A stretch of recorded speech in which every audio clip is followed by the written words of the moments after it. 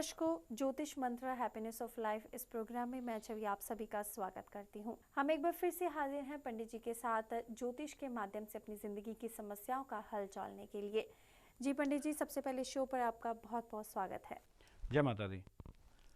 दर्शकों, मैं आपको बताना चाहूँगा कि हम एक ऐसी जन्मपत्री बनाते हैं जिसमें ज्योतिष के 8 महाग्रंथों का विवरण दिया जाता है। ये जन्मपत्री आपके आने वाले सुख दुख का आपको फलादेश भी देती है।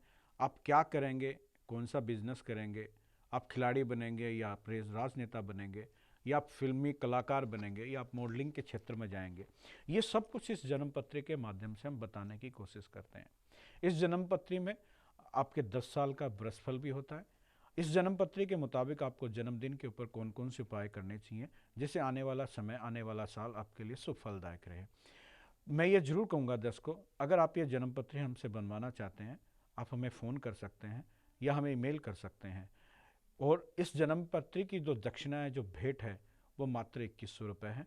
और इस जन्मपत्री के अंदर वो सार दिया जाता है, जैसे लाल किताब, वैदिक ज्योतिष के मुताबिक, भृगु संहिता के मुताबिक, अंक ज्योतिष के मुताबिक, इसमें सभी महाग्रंथों का, जो ज्योतिष के बहुत ही महत्वपूर्ण ग्रंथ हैं, उनका समावेश है। जी गुरुजी, जैसे कि आपने इस कुंडली के बारे में बताया कि किस तरह से आपने ये कुंडली है जो वो आप तैयार करते हैं।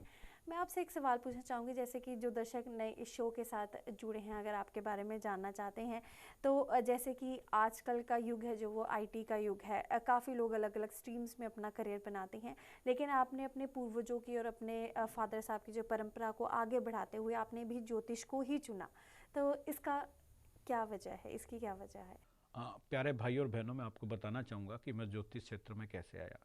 ज्योतिष क्षेत्र में मेरे दादाजी थे जो बहुत ही विद्वान ब्राह्मण थे, राजस्थान के राजाओं के राजपुरोहित भी थे, और उसके बावजूद पंजाब के अंदर उन्होंने अपने नाम का डंका बजाया ज्योतिष के क्षेत्र में। बहुत विद्वान ब्राह्मण थे, बहुत लोगों की उन्होंने सेवा की। उसके बाद मेरे पिताजी बहुत अच्छे ज्योतिषी हैं, वो आज भी इसी कार्य के अंदर रत हैं, और मेरे जितने भी ब्राह्मण विद्वान ब्राह्मण हैं उनकी देखरेख करते हैं। इसके बाद हम लोग ज्योतिष में क्यों आए, विशेष करके मेरा पूरा ही परिवार ज्योतिष के अंदर है। मेरा बेटा भी ज्योतिष क्षेत्र में है, एजुकेशन उसकी बहुत हाई लेवल पे है, लेकिन उसके बावजूद भी उसने ज्योतिष के क्षेत्र को चुना। अब मैंने क्यों चुना, तो इसका मैं ज्योतिष के आधार पे भी आपको बताना चाहूँगा। मेरी कुंडली के अंदर गुरु उच्च भाव में है। उच्च भाव का जो गुरु है वो आदमी को धार्मिक क्षेत्र में लेके आता है, या ज्योतिष के क्षेत्र में लेके आता है, या कर्मकांड के क्षेत्र में लेके आता है। तो जिन लोगों की कुंडलियों के अंदर गुरु ऊंच का है, वो लोग भी आध्यात्मिक क्षेत्र में अपने जीवन को, अपने नाम को बहुत रोशन करते हैं। जी गुरुजी, बहुत बहुत धन्यवाद कि आपने हमारे इस शो पर अपने बारे में बताया कि किस तरह से आपके जो पूर्वज हैं, जो आपके जो पिताजी हैं, इस ज्योतिष से जुड़े हुए हैं और आपने भी उन्हीं के नक्शे कदम पर चलते हुए उनकी इस परंपरा को कायम रखा, और विश्व भर में आप जो ज्योतिष का है जो वो प्रचार कर रहे हैं।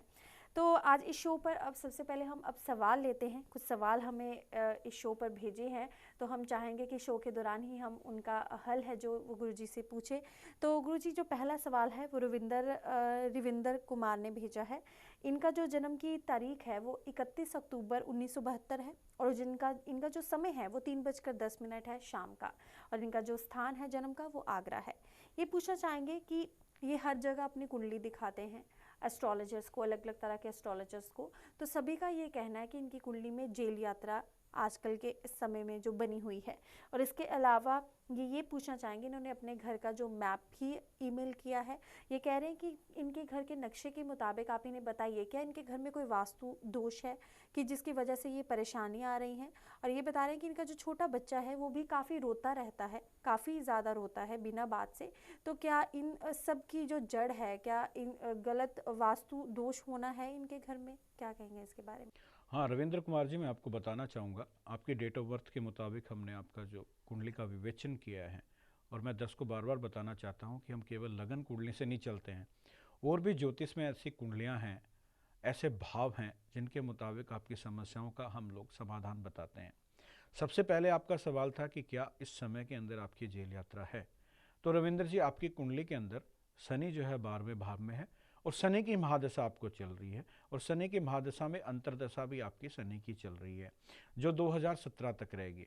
21 फरवरी 2017 तक रहेगी। ये समय जो है वो आपकी जेल यात्रा का बनता है। कुछ आप अपने स्वभाव के अंदर उग्रता ना लेके आएं।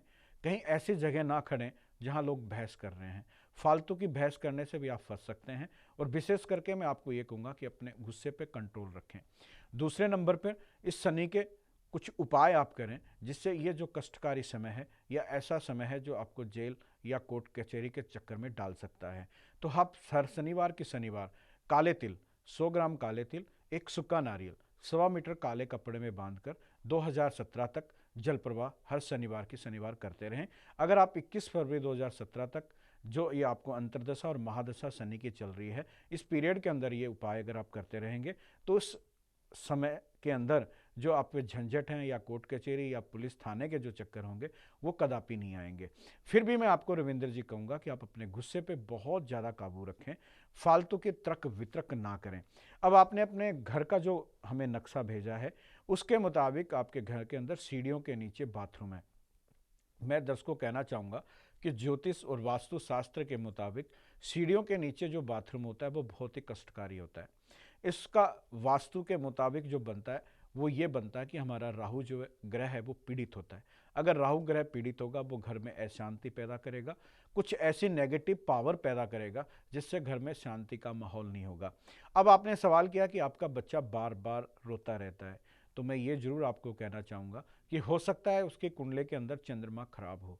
जिन बच्चों का चंद्रमा खराब होता है वो बच्चे बचपन में चिड़चिड़े होते हैं, हर एक बात में जिद करते हैं या बार बार रोते रहते हैं। तो ये आपको आपकी समस्या जो बच्चे से है वो उसकी कुंडली के मुताबिक पता लग सकती है। अगर आपके घर के अंदर जो वास्तु दोष है उसके मुताबिक अगर आपका बच्चा बार बार रोता है, वो कारण आपकी पौड़ियों के नीचे, आपकी सीढ़ियों के नीचे बाथरूम बन सकता है। तो इसका छोटा सा उपाय, आप अपने उस बाथरूम के अंदर नीले रंग का 0 वाट का बल्ब लगाएं और वो बल्ब हर समय जगता रहे। अगर वो जगता रहेगा तो जो आपके घर के अंदर जो वास्तु दोष है वो शांत होगा। लेकिन अगर जब भी ये बल्ब फ्यूज हो जाए तो इसको साथ के साथ आप बदलें। जी रविंद्र जी, आई एम श्योर जो आपकी प्रॉब्लम है उसका हल है जो गुरुजी ने आपको बताया। इसके अलावा मैं और भी दर्शकों को बोल दूं और भी दर्शकों को ये कहना चाहती हूं जो इस शो के साथ इस समय जुड़े हैं कि ये जो हमारा शो है वो लाइव नहीं है। आप अभी भी गुरुजी को कॉल कर सकते हैं, इन्हें सवाल पूछ सकते हैं। इनके email ID, address, phone number लगातार फ्लैश हो रहे हैं हमारी टीवी स्क्रीन पर। जी गुरुजी, अब अगला जो सवाल है वो है अमन का। अमन ने भेजा है, ये पूछ रहे हैं कि 23 मई 1973 इनका जन्म का स्थान है और 1:30 बजे जो है दोपहर के इनका जन्म का समय है और जो स्थान है वो लुधियाना है। ये पूछ रहे हैं कि पति के साथ इनकी काफ़ी अनबन रहती है। इनके जो पति हैं वो काफ़ी शक्की हैं और जिस वजह से उस शक की वजह से जो हर छोटी छोटी बात पर जो इन दोनों के झगड़े होते रहते हैं, तो क्या इनकी कोई समस्या का समाधान मिल सकता है? अमन जी, आपकी कुंडली के मुताबिक आपकी डेट ऑफ बर्थ 23 मई 1973। हाँ अमन जी, आपने अपनी डेट ऑफ बर्थ 23 मई 1973 बताया और 1:30 बजे दोपहर का जन्म स्थान लुधियाना बताया। उसके मुताबिक हमने जो आपकी कुंडली का विवेचन किया है, जो व्याख्या की है, आपका पति या आपके वैवाहिक जीवन के अंदर परेशानियां हैं, एक दूसरे के विचार आपके मिल नहीं रहे हैं या आपके पतिदेव आप पर शक की भावना रखते हैं। यहाँ समस्या जो आपके सप्तम भाव से है।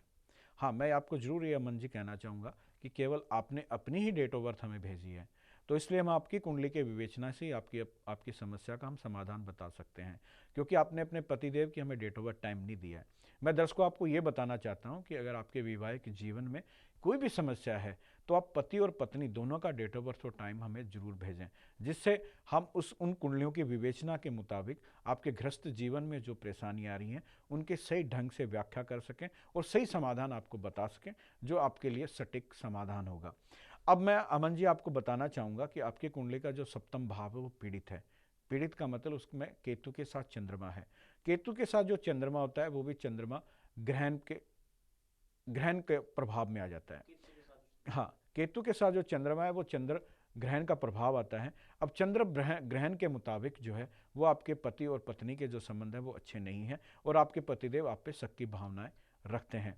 अब इस चंद्र ग्रहण का उपाय मैं आपको बताना चाहूँगा कि हर सोमवार चांदी का एक चौरस टुकड़ा आप शिवलिंग पे चढ़ाएं, ओम नमः शिवाय के जाप करें। अगर हो सकता है तो सोमवार को आप सफ़ेद कपड़े का भी दान कर सकते हैं और विशेष करके किसी गरीब को दान करें। अगर आपकी सासू माँ हैं तो आप उनके चरण स्पर्श करें, और वो आप हर रोज़ करें। ये नहीं है कि केवल आप सोमवार को ही करें, हर रोज़ अगर आप उनका आशीर्वाद प्रदान लेते हैं, या उनके पैर आप छूते हैं, या उनकी सेवा के अंदर पूरा अपना योगदान देते हैं, तो ये चंद्रमा का जो ग्रहण का प्रभाव है वो आपके जीवन में कम होगा। और मैं आपको निश्चित कह सकता हूँ, जो मैंने आपको उपाय बताए हैं उसके मुताबिक अगर आप चलते हैं तो आपके वैवाहिक जीवन के अंदर बहुत सारी खुशियाँ आएंगी और ये शक की भावनाएं दूर होंगी। गुरुजी, यहाँ पर एक सवाल मैं पूछना चाहूँगी, जब भी कोई शादी करता है या अपना कोई सही मैच ढूंढने की कोशिश करता है, जैसे इनकी शादी में काफ़ी प्रॉब्लम आ रही है इस समय, तो कितना ज़रूरी होता है कि हम अपनी कुंडलियों को जो है वो मैच कर लें? मैच मेकिंग कितनी ज़रूरी हो? देखिएगा दर्शकों, मैं आपको बताना चाहूँगा कि हमारे जीवन में मैच मेकिंग बहुत ज़्यादा प्रभाव रखती है। अगर आप कुंडली का मिलान करते हैं, उस कुंडली के अंदर केवल एक भाव नहीं होता, अष्ट भाव ऐसे होते हैं या अष्टगुण ऐसे होते हैं जिनको एक एक पॉइंट पे हमने रखा जाता है, ज्योतिष उसको रखता है। अब जितने गुण आपके ज़्यादा मिलेंगे उतना ही आपका वैवाहिक जीवन सुखमय रहेगा, आपके स्वभाव मिलेंगे, आप किसी के चरित्र पे शक नहीं करेंगे, आपका वैवाहिक जीवन सुखमय रहेगा, आपका गृहस्थ जीवन सुखमय रहेगा, आपको संतान जो पैदा होगी वो बहुत अच्छी पैदा होगी, आप जहाँ भी रहेंगे खुशहाल जीवन जिएंगे। जी दर्शकों, आज के इस कार्यक्रम में इतना ही। मैं बता दूं, अगर आप गुरुजी से मिलना चाहते हैं, आप फ़ोन पर इनके साथ अपॉइंटमेंट ले सकते हैं। अगर आप कहीं दूर स्थान से संबंध रखते हैं या वहां से आप गुरुजी के पास विजिट कर रहे हैं, तो उससे पहले अपॉइंटमेंट लेने से पहले आप अपना रजिस्ट्रेशन ज़रूर करवा लीजिए, ताकि गुरुजी आपको सही तरीके से एक अच्छा समय दे सके, जिस समय में वो आपकी परेशानी का जो समाधान कर सकते हैं। इसी के साथ जो दर्शक जुड़ रहे हैं इस शो के साथ, उनका भी मैं धन्यवाद करना चाहती हूँ, और उन दर्शकों को कहना चाहती हूँ कि आप गुरुजी के साथ संपर्क कर सकते हैं। इनके फ़ोन नंबर, एड्रेस और ईमेल आईडी सब कुछ फ्लैश हो रहा है हमारी टीवी स्क्रीन पर। गुरुजी, फिलहाल इस शो पर आने के लिए आपका बहुत बहुत धन्यवाद। मित्रों, जय माता की, भगवान आप सभी का मंगल करें। दर्शकों, इसी के साथ मुझे यानी कि छवि को दीजिए इजाज़त। हम फिर से हाजिर होंगे गुरुजी के साथ कुछ और बातें करने के लिए, ज्योतिष के माध्यम से कुछ और समस्याओं का निवारण करने के लिए। तब तक के लिए आप सभी अपना ध्यान रखिए। नमस्कार।